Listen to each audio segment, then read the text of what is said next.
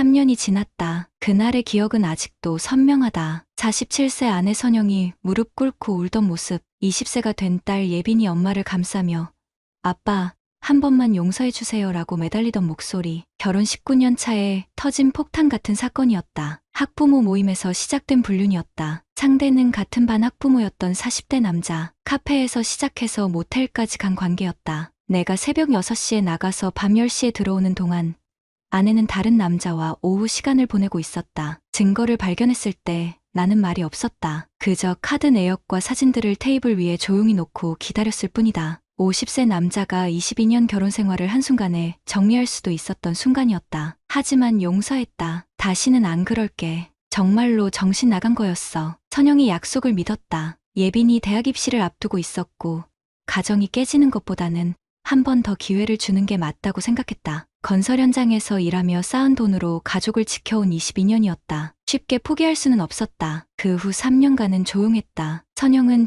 조심스러워했고 나 역시 감시하듯 지켜봤다. 휴대폰을 확인하는 일은 없었지만 귀가 시간이나 외출 패턴은 자연스럽게 체크하게 됐다. 믿는다고 말하면서도 완전히 믿지는 못하는 상태. 그게 재결합 후의 현실이었다. 예빈은 대학생이 됐다. 한때 엄마를 감쌌던 그 아이도 이제는 어른이 되어 세상을 다르게 보기 시작했다. 가끔 나를 안쓰럽게 바라보는 눈빛이 예전과 달랐다. 아빠, 고생 많으시죠? 그런 말을 할 때면 마음이 복잡했다. 20살 딸이 50살 아버지를 걱정해주는 상황이 자연스럽지는 않았다. 그런데 최근 들어 이상한 징후들이 나타나기 시작했다. 선영의 화장품이 늘어났다. 새로운 브랜드의 파운데이션, 예전에 쓰지 않던 아이섀도우. 47세 여자가 갑자기 메이크업에 신경 쓰기 시작한 이유가 뭘까? 요즘 피부가 거칠어져서 관리 좀 받으려고. 그럴듯한 설명이었다. 하지만 3년 전에도 똑같은 변화가 있었다는 걸 나는 기억하고 있었다. 외출도 잦아졌다. 마트 가는 시간이 길어지고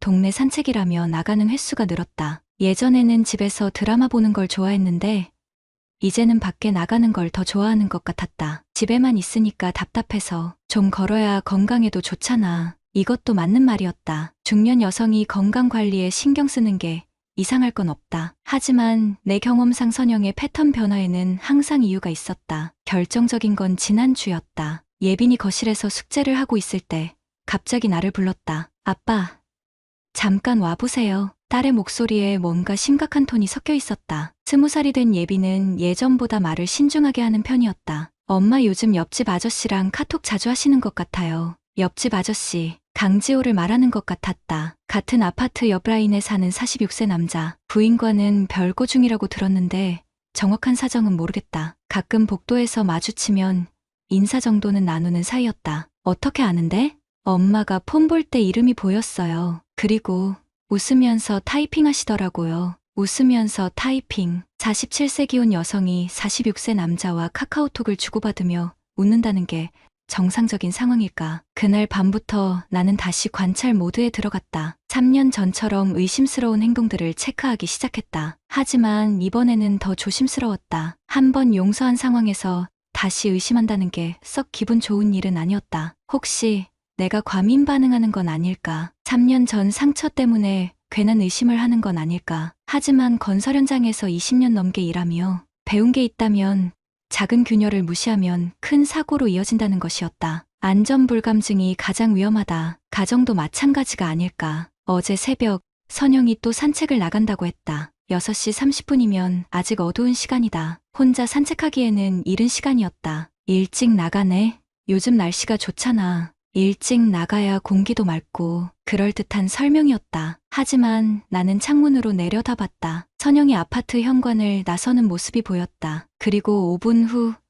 지호가 같은 방향으로 걸어가는 모습도 확인했다. 우연일까? 두 번째 우연일까? 그날 밤 나는 오랜만에 잠을 이루지 못했다. 50살 남자가 22년 결혼 생활에서 두 번째 배신을 의심하고 있다는 현실이 씁쓸했다. 한 번은 용서했다. 그때 나는 관대한 남편이라고 생각했다. 하지만 이제는 다르다. 두 번째가 있다면 그건 끝이다. 의심은 확신으로 변했다. 지난주부터 나는 조용히 관찰을 시작했다. 50년을 살면서 배운 게 있다면 성급한 판단보다는 충분한 근거가 중요하다는 것이다. 건설 현장에서도 마찬가지다. 의심스러운 부분이 있으면 반드시 확인하고 넘어간다. 첫 번째 증거는 차량 블랙박스였다. 선영이 새벽 산책을 나간 다음 날 차량 정비를 위해 블랙박스를 확인하던 중 우연히 발견했다. 오전 6시 40분 녹음 파일에 두 사람의 대화가 들어있었다. 오늘도 일찍 나오셨네요. 남자 목소리였다. 지호의 목소리가 분명했다. 네.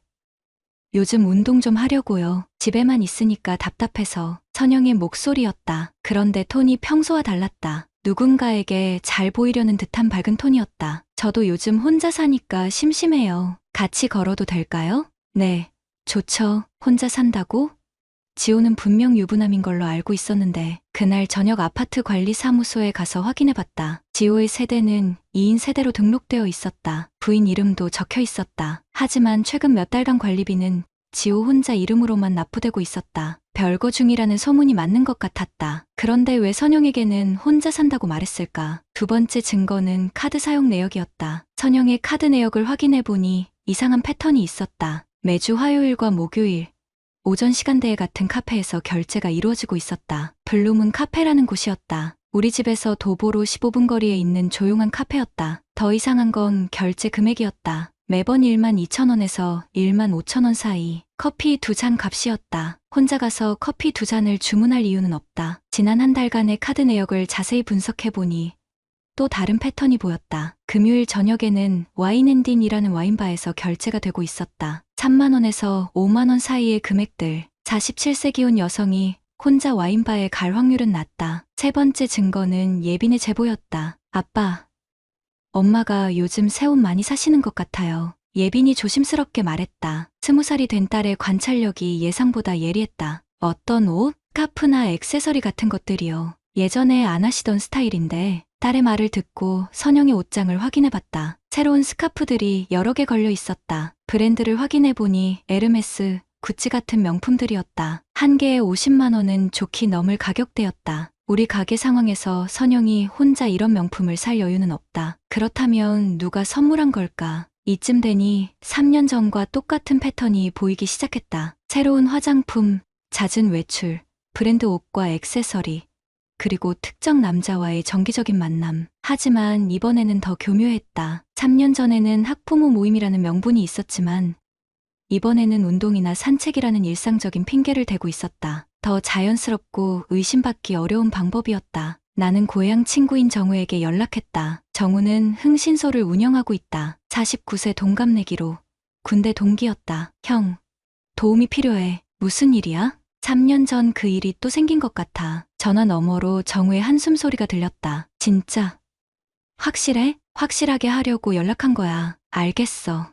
내일 만나자. 그날 밤 나는 오랫동안 생각했다. 한 번은 실수일 수 있다. 하지만 두 번째라면 그건 선택이다. 성격이다. 본성이다. 3년 전에는 가정을 지키기 위해 용서했다. 예빈의 미래를 생각해서 참았다. 하지만 이번에는 다르다. 예빈은 이제 20살 성인이다. 상황을 이해할 수 있는 나이가 됐다. 그리고 나 역시 변했다. 50살이 된 지금 더 이상 무조건 참고 넘어갈 생각은 없다. 한 번 속는 건 순수함이지만 두 번 속는 건 바보다. 다음 날 아침 선영이 또 산책을 나간다고 했다. 오늘도 나가네? 응.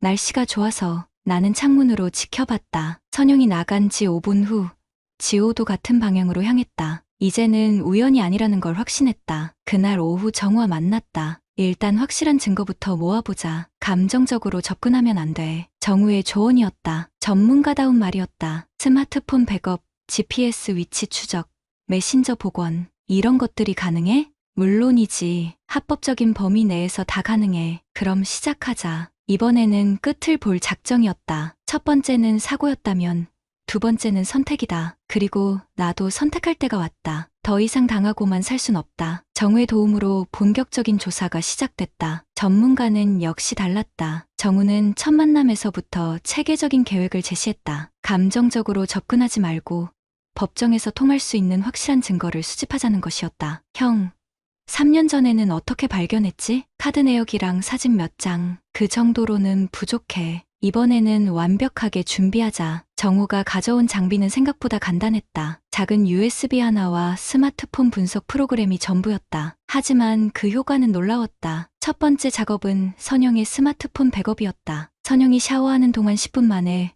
모든 데이터를 추출했다. 카카오톡 대화, 사진, 위치 기록, 앱 사용 내역까지 모든 것이 복사됐다. 삭제된 메시지도 복원 가능해? 당연하지. 완전히 지워진 건 아니거든. 그날 밤 정우의 사무실에서 분석 결과를 확인했다. 화면에 나타난 내용들을 보는 순간 가슴속에서 뭔가 타오르기 시작했다. 카카오톡 대화방 이름은 지호 오빠였다. 47세 기혼 여성이 46세 남자를 오빠라고 부르고 있었다. 대화 내용은 더 충격적이었다. 오늘도 기대할게요. 나도 벌써 설레네. 남편은 늘 일찍 나가니까 걱정 안 해도 돼요. 우리만의 시간이 생겨서 좋다. 3년 전보다 훨씬 노골적이었다. 하트 이모티콘까지 사용하면서 친밀감을 표현하고 있었다. 그리고 내 일정까지 파악해서 만남을 조율하고 있었다. 더 충격적인 건 사진들이었다. 복원된 사진 폴더에는 지호와 함께 찍은 사진들이 수십 장 있었다. 카페에서 찍은 셀카, 와인바에서의 투샷, 심지어 모텔 침대에서 찍은 사진까지. 정우가 화면을 가리키며 말했다. 이거 보셔. 메타데이터 확인하면 정확한 촬영 시간과 장소까지 나와요. 사진들의 촬영 시간을 확인해보니 모두 평일 낮 시간대였다. 내가 현장에서 일하고 있는 동안 집에서 몇 게임 떨어진 모텔에서 이런 사진들을 찍고 있었던 것이다. 두 번째 작업은 지호에 대한 신상 조사였다. 정우의 네트워크를 통해 얻은 정보는 예상과 달랐다. 지호는 혼자 사는 게 아니었다. 부인과 별거는 맞지만 정식으로 이혼한 상태는 아니었다. 더 놀라운 건 부인이 강지연이라는 사실이었다. 선영과 똑같은 연배의 여성이었다. 부인도 속고 있는 거네. 맞아. 지호가 두 집 모두를 기만하고 있는 거야. 세 번째로 확인한 건 선영의 위치 기록이었다. GPS 데이터를 분석해보니 놀라운 사실이 드러났다. 선영이 말한 산책 코스와 실제 이동 경로가 완전히 달랐다. 산책한다고 나간 날들의 위치 기록을 보면 모두 지호의 집이나 모텔 주변에 머물러 있었다. 시간대도 최소 2시간에서 길게는 4시간까지. 산책치고는 너무 긴 시간이었다. 이 정도면 충분해. 법정에서 100% 승소할 수 있어. 정우의 확신에 찬말이었다. 하지만 나는 마지막 퍼즐 하나가 더 필요했다. 며칠 후 선영이 옷장에서 그 증거를 찾았다. 에르메스 스카프 태그에 적힌 구매 정보였다. 온라인 쇼핑몰에서 구매된 것이 아니라 백화점 VIP 서비스로 배송된 상품이었다. 구매자 이름은 강지호였다. 50만 원짜리 스카프를 선물로 주고받는 관계. 이제 의심의 여지가 없었다. 그날 밤 나는 모든 증거를 정리했다. PC에 폴더를 만들고 날짜별로 분류했다. 메신저 대화 내용, 사진들, 위치 기록, 카드 사용 내역, 선물 구매 증빙 서류까지 3년 전보다 훨씬 체계적이고 완벽한 증거들이었다. 정리하면서 든 생각은 분노보다는 실망에 가까웠다. 3년 전 용서를 구할 때 선영이 했던 말들이 떠올랐다. 다시는 안 그럴게. 정말 정신 나간 거였어. 거짓말이었다. 처음부터 끝까지 거짓말이었다. 용서받기 위한 연기였을 뿐이다. 예빈에게도 미안했다. 3년 전에는 어린아이의 가정을 지키려고 엄마를 감쌌지만 결국 그 선택이 잘못된 것이었다. 20살이 된 지금 다시 이런 상황을 겪게 만든 것에 대해 아버지로서 책임감을 느꼈다. 다음날 정우와 마지막 회의를 했다. 이제 어떻게 할 거야? 공개적으로 끝낸다. 확실해? 첫 번째는 사고, 두 번째는 선택이다. 이제 내 선택을 보여줄 때야. 정우가 고개를 끄덕였다. 알겠어. 그럼 완벽하게 준비하자. 이번에는 조용히 덮고 넘어갈 생각이 없었다. 22년 결혼 생활을 2번이나 배신당한 50세 남자의 자존심이 걸린 문제였다. 그리고 지호처럼 두 가정을 기만하는 인간들에게는 확실한 대가를 치르게 해야 했다. 다른 선량한 남자들이 나처럼 당하지 않도록 경고가 되어야 했다. 이제 시작이다. 기회는 생각보다 빨리 왔다. 원래 주민회의가 열리는 날이었다. 우리 아파트 단지는 매월 첫째 주 토요일 오후 2시에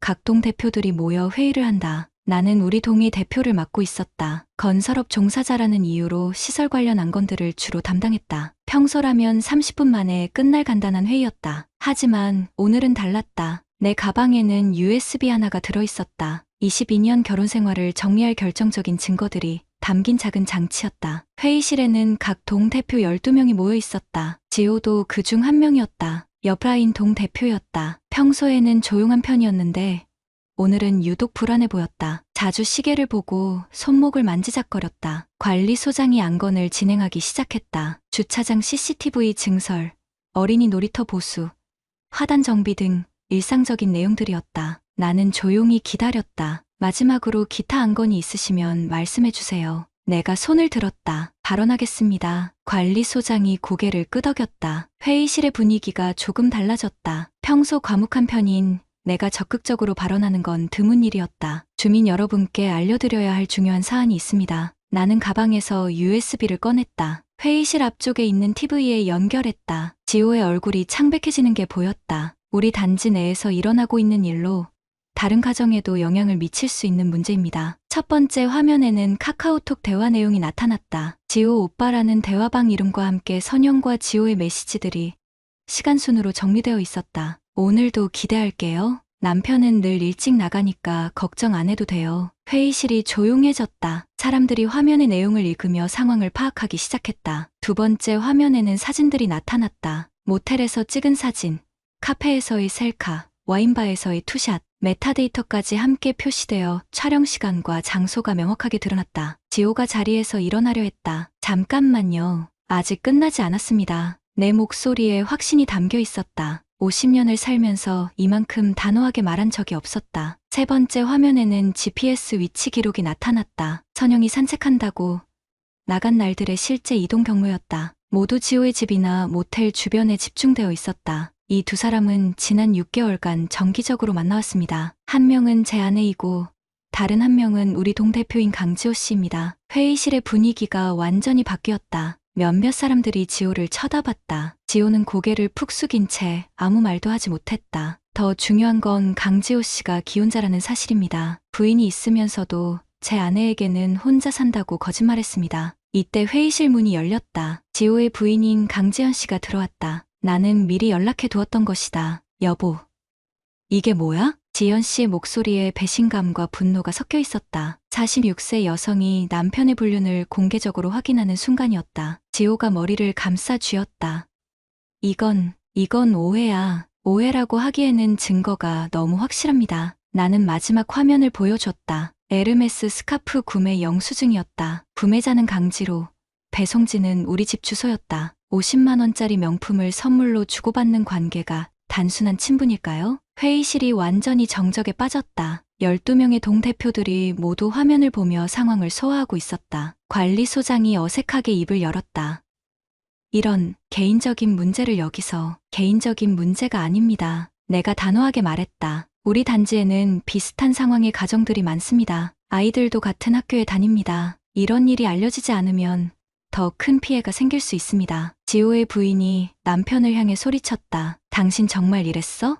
정말 이랬다고? 지호는 대답하지 못했다. 그저 고개만 더 깊이 숙일 뿐이었다. 나는 USB를 뽑으며 마지막 말을 했다. 저는 3년 전에도 아내의 외도를 한번 용서했습니다. 그때는 가정을 지키기 위해서였습니다. 하지만 두 번째는 다릅니다. 회의실의 모든 시선이 나에게 집중됐다. 첫 번째는 실수일 수 있습니다. 하지만 두 번째는 선택입니다. 성격입니다. 그리고 이런 사람들에게는 확실한 대가가 따라야 합니다. 지호가 자리에서 일어나 회의실을 나갔다. 부인이 뒤따라가며 계속 소리를 질렀다. 나머지 사람들은 어색한 침묵 속에서 서로를 바라봤다. 관리소장이 회의 종료를 선언했다. 사람들이 하나둘 자리를 떠나면서 나에게 말을 걸어왔다. 성우 씨, 많이 힘드셨겠어요. 이런 일은 확실히 정리하는 게 맞죠. 용기 있는 선택이었어요. 집으로 돌아가는 길, 가슴이 뻥 뚫린 기분이었다. 22년간 쌓인 응어리가 한 번에 풀린 느낌이었다. 이제 정말 끝이다. 두 번째는 없다. 6개월이 지났다. 모든 것이 정리됐다. 이혼 판결이 확정되고 상간자 소송에서도 승소했다. 법원은 지호에게 위자료 4,200만 원을 지급하라고 판결했다. 변호사는 이 정도 금액이면 상당히 높은 수준이라고 했다. 더 중요한 건 돈이 아니었다. 22년 결혼 생활을 두 번이나 배신당한 50세 남자의 자존심이 법적으로 인정받았다는 사실이었다. 선영은 판결 후 친정으로 내려갔다. 아파트 단지에서 더 이상 버티기 어려워진 것 같았다. 주민회의 이후 소문이 퍼지면서 사람들의 시선이 차가워졌다. 엘리베이터에서 마주쳐도 인사를 받아주지 않는 이웃들이 늘어났다. 지호의 상황은 더 참담했다. 부인과 정식 이혼까지 하게 됐다는 소문이 들렸다. 아파트도 급매로 내놓았지만 쉽게 팔리지 않고 있었다. 위자료 4,200만 원을 지급해야 하는 상황에서 경제적 압박까지 겹친 것이다. 무엇보다 아파트 커뮤니티에서 완전히 격리됐다. 동대표직도 사임했고 주민들과의 모든 접촉을 피하고 있었다. 가끔 복도에서 마주치면 고개를 푹 숙이고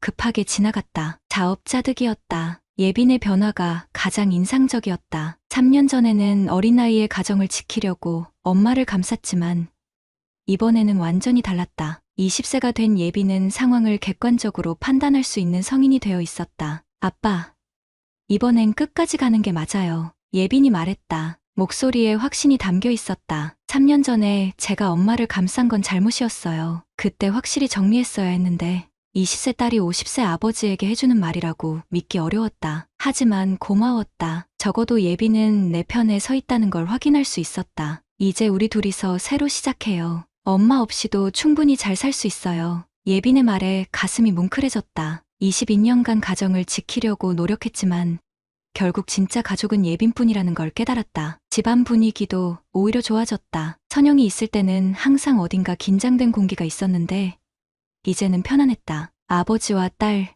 두 사람이 사는 집답게 자유로웠다. 경제적으로도 여유가 생겼다. 선영의 과도한 소비가 사라지면서 가게가 안정됐다. 명품 구입비, 미용실 비용, 각종 모임비 등이 모두 절약됐다. 무엇보다 위자료 4,200만 원이 생각지 못한 목돈이 됐다. 아빠, 이제 주말에 현장 일 안 하셔도 돼요. 예빈이 아르바이트를 하겠다고 했지만 굳이 그럴 필요는 없었다. 이제는 여유가 있었으니까. 지난달에는 뜻밖의 일도 있었다. 비슷한 상황을 겪고 있다는 후배가 나를 찾아온 것이다. 아내의 외도를 의심하고 있는데 어떻게 해야 할지 모르겠다는 것이었다. 형님, 어떻게 하셨어요?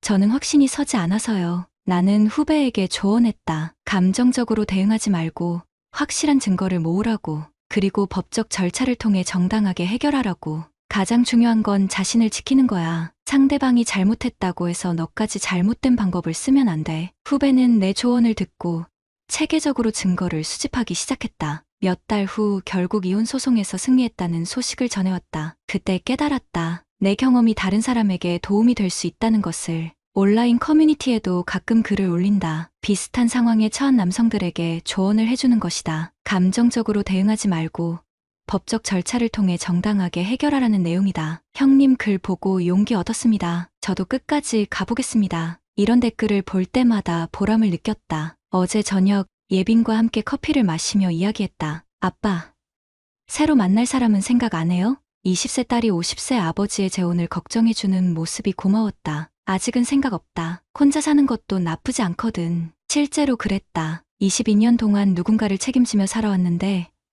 이제는 나만 챙기면 됐다. 자유로웠다. 그래도 좋은 분 만나시면 말씀해주세요. 저는 아빠가 행복하시면 돼요. 예빈의 말에 미소가 나왔다. 이런 딸이 있다면 충분했다. 오늘도 나는 평범한 하루를 보냈다. 현장에 가서 성실히 일하고 저녁에는 예빈과 함께 식사하며 하루를 마무리했다. 22년 전과 크게 다르지 않은 일상이다. 하지만 마음은 완전히 달랐다. 이제는 내가 선택한 삶이었다. 억지로 참고 사는 삶이 아니라 내 의지로 꾸려가는 삶이었다. 그것만으로도 충분했다. 사람은 바뀌지 않는다는 걸 배웠다. 선영은 3년 전에도 그랬고 이번에도 똑같았다. 지호 같은 인간들도 마찬가지다. 한 번 배신하는 사람은 또 배신한다. 내가 바꿔야 할 건 다른 사람이 아니라 내 삶뿐이었다. 이제는 그걸 안다. 구독자님들, 오늘 사연 댓글로 공유해 다른 분들과 함께 의견 나눠보세요. 저도 읽어보며 소통하겠습니다.